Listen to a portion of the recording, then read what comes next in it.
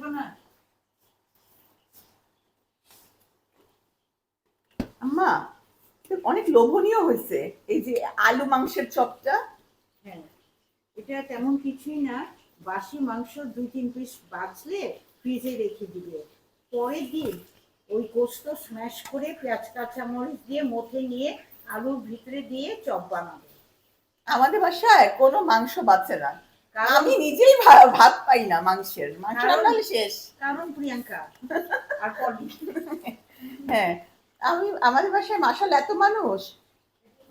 আম্মা, আম্মা এটা কি ছোলার সাথে কি? ছোলার সাথে মটরশুঁটি। ও, দুটো কি একসাথে সিদ্ধ করছো? না না, আলাদা আলাদা সিদ্ধ করে প্যাকেট প্যাকেট করে রেখে দিই। তাও এটা আমার কাছে দাও। পেঁয়াজ না? হ্যাঁ,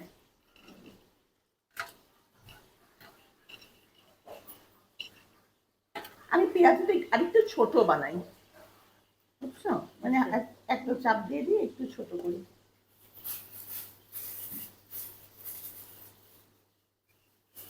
দই চিড়া আর কেউ খাবে না এই তিনটা যে? হ্যাঁ, তোমরা